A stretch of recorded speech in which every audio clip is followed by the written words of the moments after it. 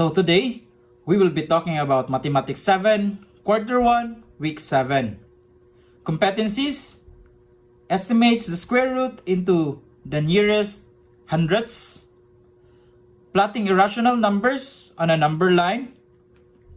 Objectives: first, determine between what two integers the square root of a number is. Number 2, approximate the square root of a whole number to the nearest hundredths. Number 3, plot irrational numbers up to square roots on a number line. And number 4, show patience in approximating square root of a whole number to the nearest hundredths. And topic to be discussed is square root of a whole number. So first, let's try to review the previous discussion or the previous video tutorial. So last time, I have talked about the perfect square roots or the perfect squares. So let's try to review that one. The perfect squares are the following. We have 1, 4, 9, 16, 25, 36, 49, 64, 81, 100, and so on and so forth. So this one is a perfect square. And if we put a square root in that whole number, we will get 1 as our principal root. So this one is called principal root.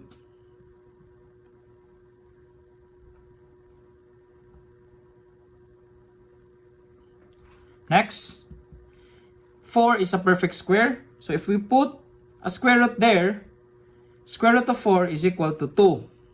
Square root of 9 is equal to 3. Square root of 16 is equal to 4.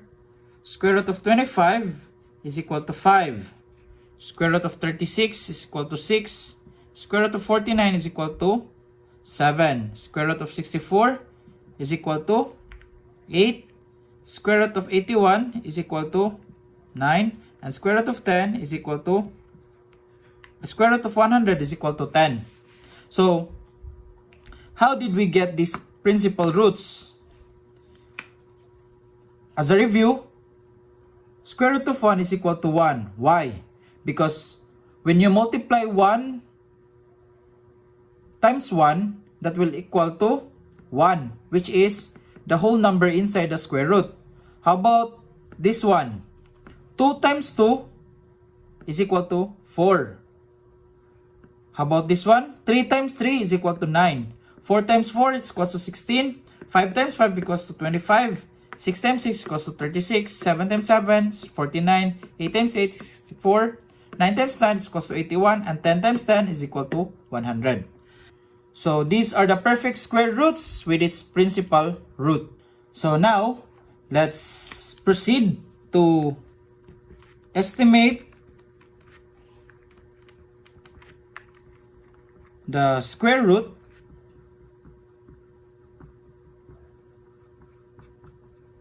of a whole number.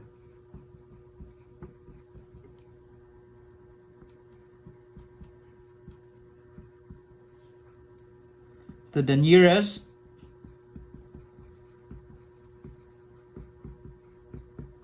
hundredths. So we will be getting the square root of a whole number to the nearest hundredths. So example, we have square root of 7. So square root of 7 can be solved using our calculator. Now, if we will be using our calculator, we will just directly input square root. Next, inside the square root, we place 7 and the result will be 2.64,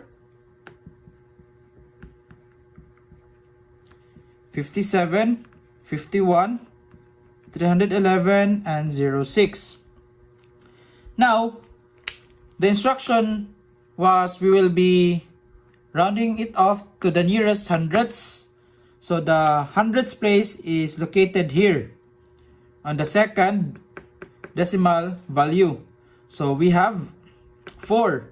The next number of 4 is 5. So we will round up 4 and that becomes 2.65. Again, we round up 4 by plussing 1 to 4 and that becomes 5 because the next number of 4 is 5, which is greater than or equal to 5. But in this tutorial, I'll be showing you on how to get 2.65 without using the calculator. So,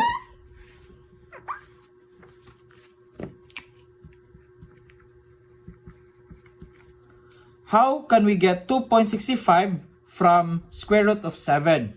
So the first thing that we should do is find the perfect squares closest that is less than and greater than to the given number. So the given number is 7. Let's look onto the number of perfect squares that is closer to 7, which might be lesser than or greater than 7. So we have, let's list down all the perfect squares. We have 1, 4, 9, 16, 25, 36, 49, 64, 81, 100, 121, 144, and more. Now let's look, where can we find 7? 7 is between, it's between 4 and 9. Square root of 4, that's equal to 2. So the principal root of 4 is 2. And the square root of 9 is 3. So square root of 7 is located, between square root of 4 and square root of 9. So again, square root of 4 is equal to 2 and square root of 9 is equal to 3. So square root of 7 is found between 2 and 3. Now let's have this as a number line. We have 2 and then 3. Now, as we all know, there are points between 2 and 3. We have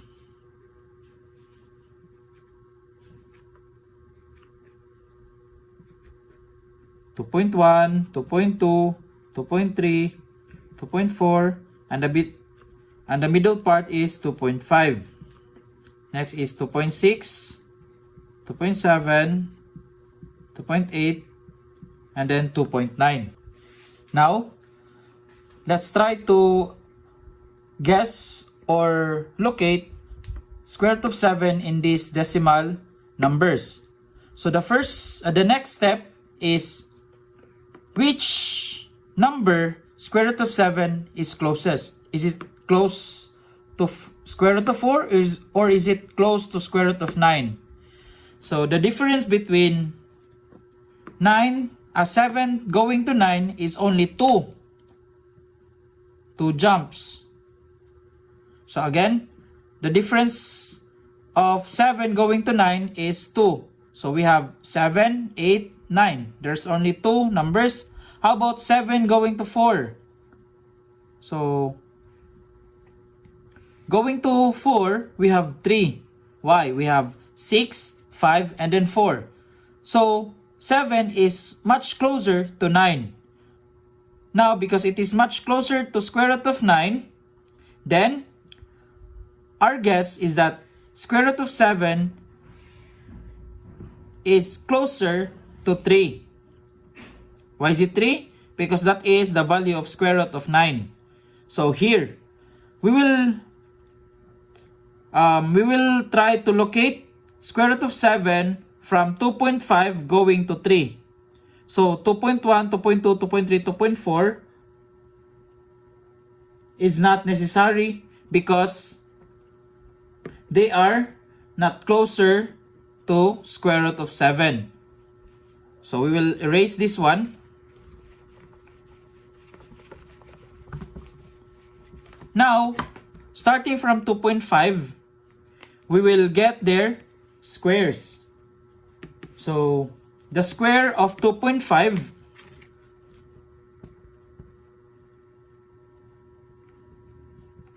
is equal to 6.25. So, how did I get 6.25? 2.5 times 2.5. So, again, let me show you how I get 6.25. So 2.5 square is equal to 2.5 times 2.5. So 5 times 5 is 25. 5 times 2 is 10 plus 2, that's 12. 2 times 5 is 10. And 2 times 2 is 4 plus 1, that's 5. So we have 5, 2, and 6. We will add them. 5, 2 plus 0 is 2, 1 plus 5 is equals to 6. Now, count how many decimal places. We have 1 and then 2. So, we will jump 1 and 2. Twice, we will jump twice. So, we have 6.25.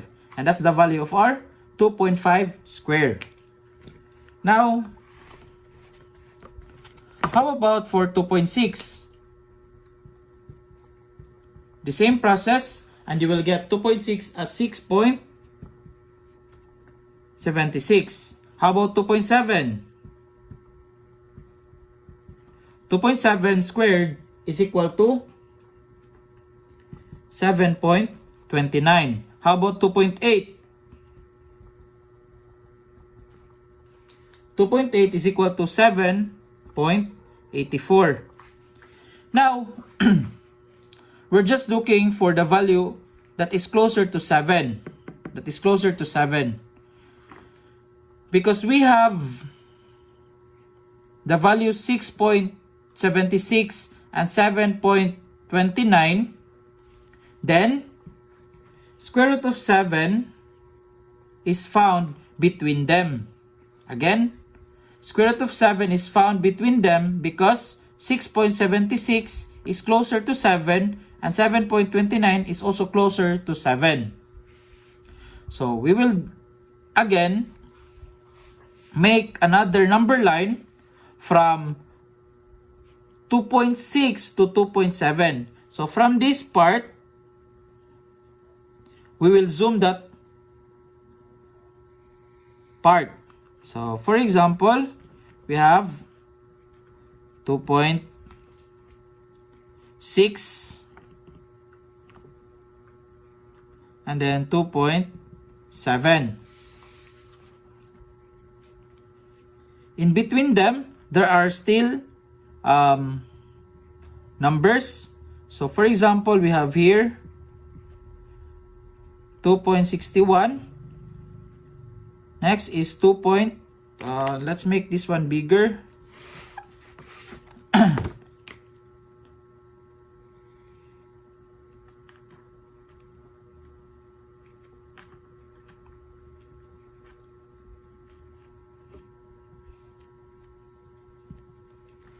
So again, square root of 7 is found between 2.6 and 2.7. So we will make another number line from 2.6 to 2.7. 2.7. Now, numbers between 2.6 to 2.7 are the following. The middle term will be 2.65. And we will have 2.61. So from 2.60, we will have 2.61. Next, followed by 2.62, 2.63, 2.64, and then 2.65. Next is 2.66, 2.67, 2.68, and then 2.69. So let's move this one because it's too far. 2.7. So again, the same process.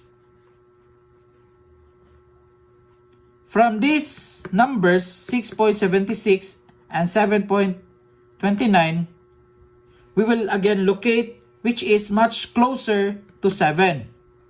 So the difference between 7 going to 7.29 is,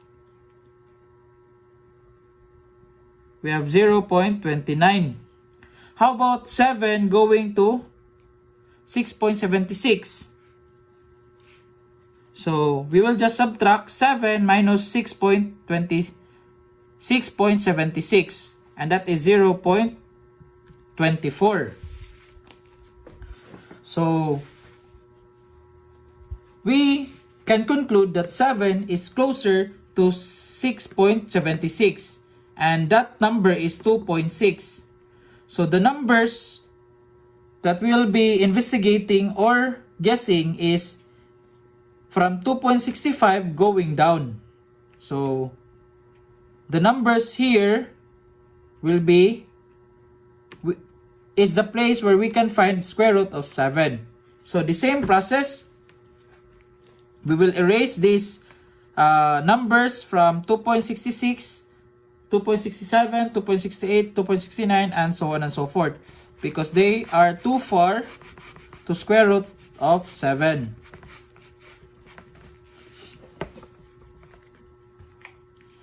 So we will again do the same thing, just like this one. So starting from 2.61, so 2.61 square is equal to 6.8121. How about 2.62? 2.62 square is equal to 6.8644. So how can we get again these numbers? 2.61 square, so it means we will multiply 2.61 with itself. So 2.61 times 2.61 is equal to 6.8121. And the same thing with 2.62. So you will multiply this one with itself. 2.62 times 2.62 is equal to 6.8644. And next is 2.63 square. That's equal to 6.9169. Next is 2.64 square. That's equal to 6.9696. And lastly will be 2.65. That is equal to 7.0225. So here 2.61 has the value that is farther to 7. So 2.6 is not the answer. 2.61 is not the answer. How about this one? It's still too far. So these are not the answers. So we will have 2.64 or 2.65. As you can see, 2.64 is equal to 6.9696. And 2.65 is equal to 7.0225. Now, we will try to differentiate which of the following is much closer to 7 by subtraction. So we will subtract. Let's try to erase this one.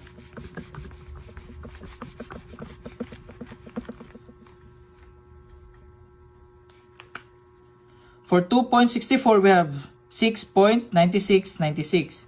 So 7.000 minus 6.9696.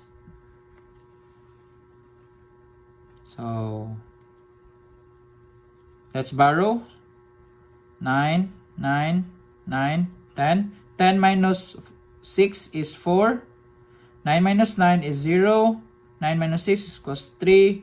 9 minus 9 is equals to 0. And 6 minus 6 equals to 0. Bring down the decimal point.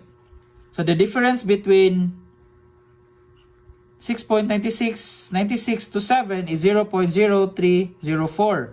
How about for 7.0225 minus with 7? Let's try to locate. To solve. 5 minus 0 is equals to 5. 2 to 0.0. Now,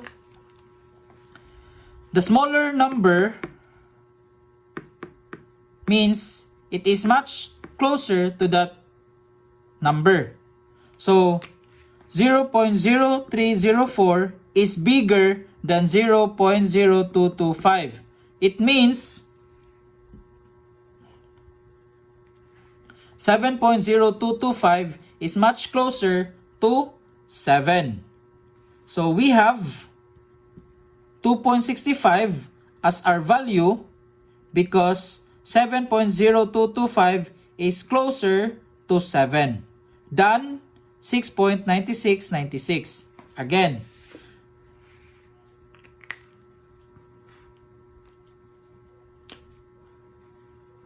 the answer or square root of 7 is equal to 2.65 because 7.0225 is closer to 7 than 6.9696. Why? Because when we subtract 7 with 6.9696, the result is bigger than when we subtract 7 to 7.0025. So, the final answer is 2.65.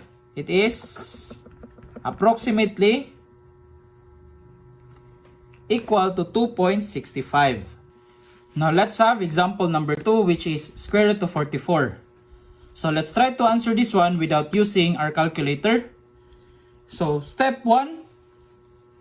Find the perfect square closest to the given number. So square root of 44, and we have now here our list of perfect squares.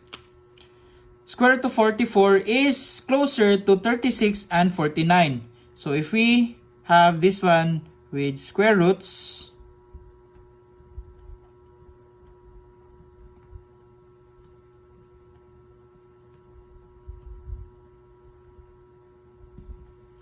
their principal roots are the following.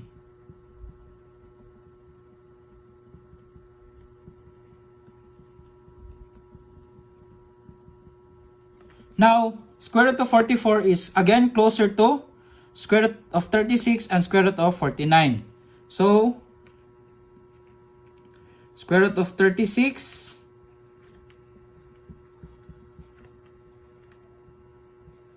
and then square root of 49. So square root of 44 is bigger than square root of 36, which is equal to 6. But it is lesser than square root of 49, which is equal to 7. So it means square root of 44 is found between 6 to 7. But compared to 36 and 49, 44 is much closer to 49.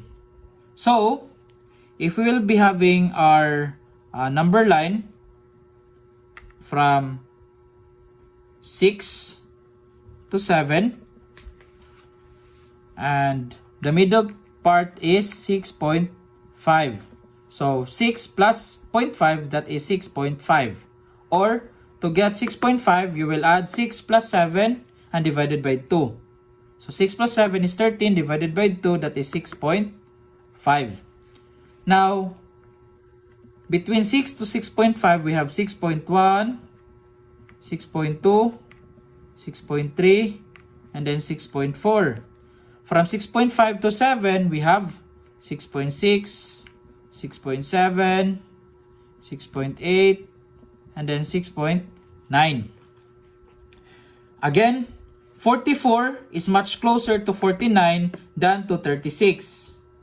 Why is it much closer? Because 49 minus 44 is just 5. So their difference is just 5. How about 44 going to 36? We have 9. So, not 9, I mean 8. So, it means 44 is much closer to 49. So, square root of 44 is located nearer to 7. It means we will be getting the squares of 6.5 going to 6.9. So, this part here will not be included because it's far from 7. So, we have 6.5 square, that's equal to 42.25. How about 6.6? The square of 6.6 is 43.56. Again, how did we get these numbers? We just multiply 6.5 with itself. 6.5 times 6.5 is equal to 42.25. 6.6 times to 6.6, that's equal to 43.56. Next, 6.7 square means 6.7 times 6.7 is equal to 44.89. Now, we can stop there because we have already 44 as our number, which is the whole number that we're looking for. So, before 6.7, we have 6.6 and the value is 43.56. 43, and then for 6.7, we have 44.89. It means square root of 44 is found between 6.6 to 6.7. From here, in this part, we will again make another number line.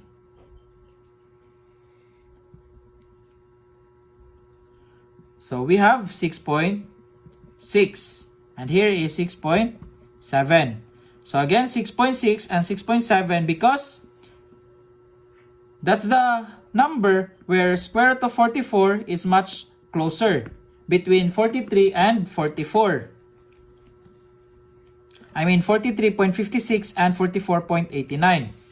So from 6.6 to 6.7, the middle part will be 6.6 and then just add 5. So 6.65. Or to get that one, there's another way.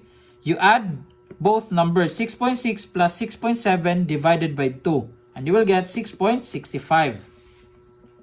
Next, between 6.6 to 6.65, we have the following numbers. 6.61. Next is 6.62. Next is 6.63. And next is 6.64. And 6.65. From 6.65 to 6.7, we have the following numbers. 6.66, 6.67, 6.68, and 6.69. So here, we will again select which part is square root of 44 much closer. So the difference between 44.89 to 44 is bigger than 44 going to 43.56. So we will have 6.6. Again, why do we choose 6.6 to 6.5? Because square root of 44 is much closer to 43.56 than to 44.89. So if we will subtract 44.89 minus 44, the answer will be 0.89, which is bigger than when we subtract 44 to 43.56, and that is equal to 0.44. So it means, because when we subtract 44.89 to 44, the answer is 0.89, which is bigger than 0.44. So it means 6.6 is much closer to square root of 44, because 6.6 is much closer to square root of 44 from 6.61 going to 6.65. We will get their squares of numbers. So the square of 6.61 is equal to 43.6921. And next we have 6.62 square. 6.62 square, this is the number 6.62 square, that is equal to 43.8244. Next, we have 6.63. And 6.63 square is equal to 44.0896. And we will stop there. We will not continue to 6.64 and 6.65 because we have already located 44 and then 43. So it is between 43.8244 and 44.0896.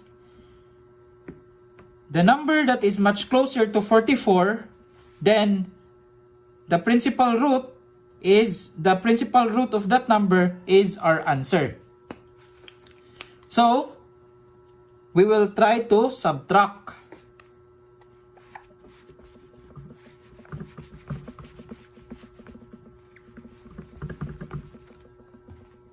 Now let's try to subtract. First, here we have 43.8244. We will subtract that one to 44.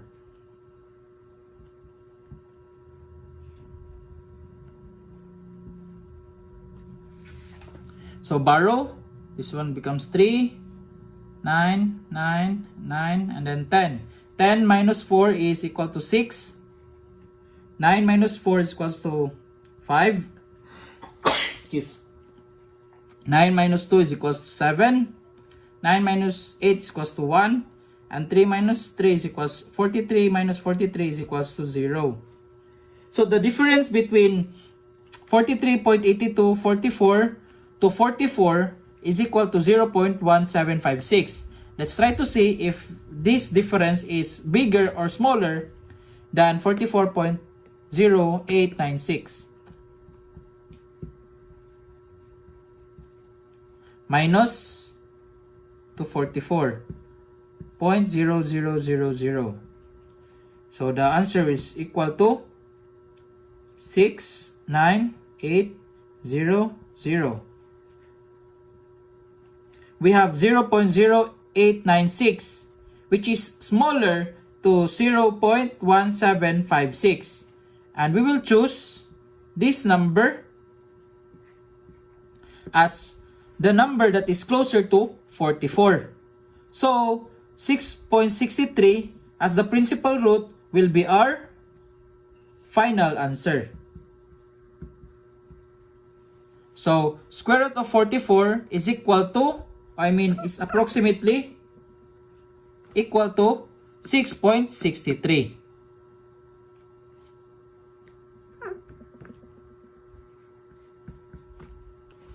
So if ever you will be asked, where can we locate square root of 44? in the number line. So if we have already solved its decimal number, which is 6.63, approximately 6.63, then we can directly input this one in the number line. So 6.63, that's located between 6.6, which is between 6.6 to 6.7. If we will zoom this part here, that is equal to this part. And it is located here, 6.63, which is almost at the middle part of the two sides. So if we will go back here, if this one is the middle part, again, the middle part is this one, which is between the middle part and 6.6. The middle part is this one and 6.6. So 6.63 is located here. Now, the next topic is plotting irrational numbers on a number line. So let's have the example.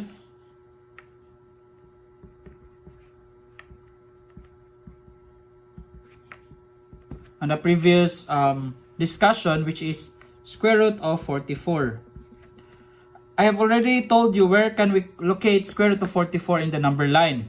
But we have already the decimal number of square root of 44, which was solved in the long process.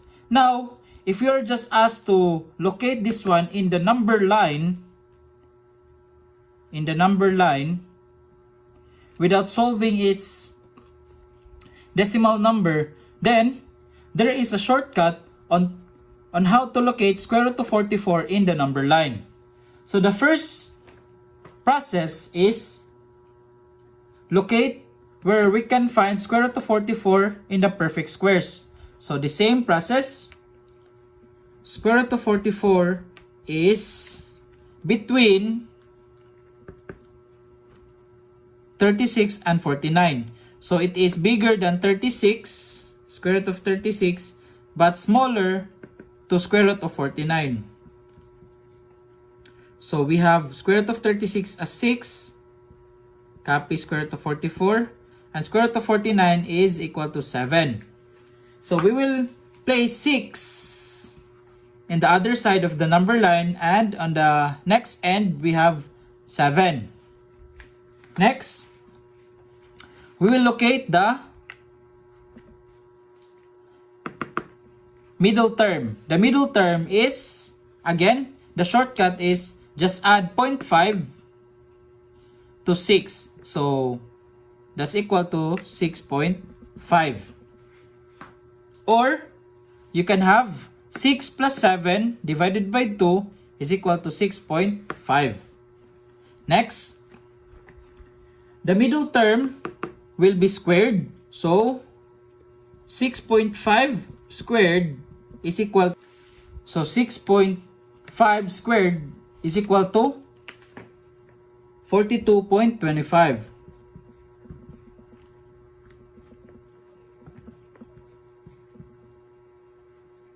So how did I get that one? 6.5 times 6.5 is equal to 42.25.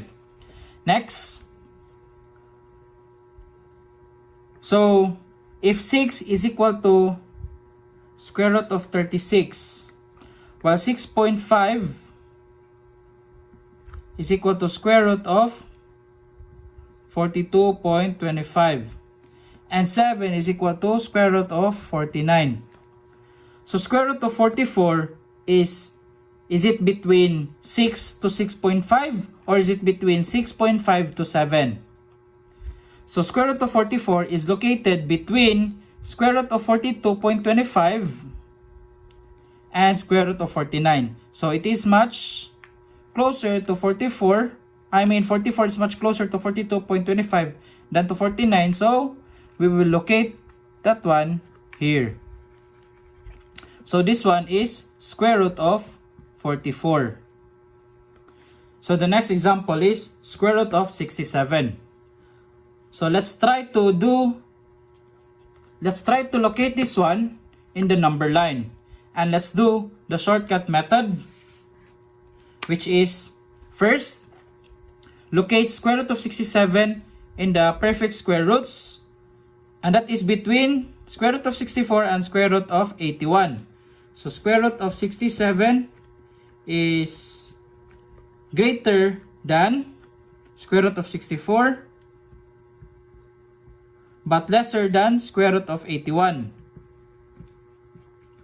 So square root of 64 is 8, and then square root of 81 is equal to 9. So 9, 8, and 9 are the endpoints of our number line.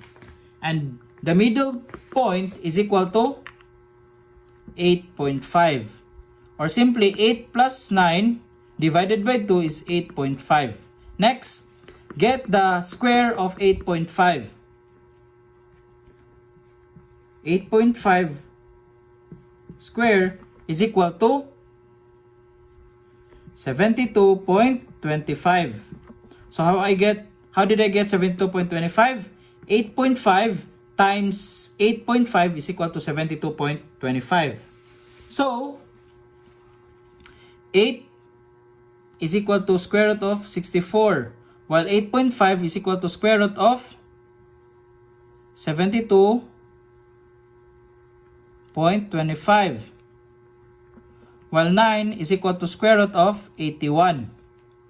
Now, where can we locate square root of 67? Is it between 8 to 8.5 or 8.5 to 9? So square root of 67 is located between 64 to 72.25. So between them, 8 and 8.5, square root of 67 is much closer to square root of 64 than to square root of 72.25. So we will place our point closer to 8, which is probably on this part. So this is square root of 67. So that's it, everyone. I hope you've learned something from this video tutorial.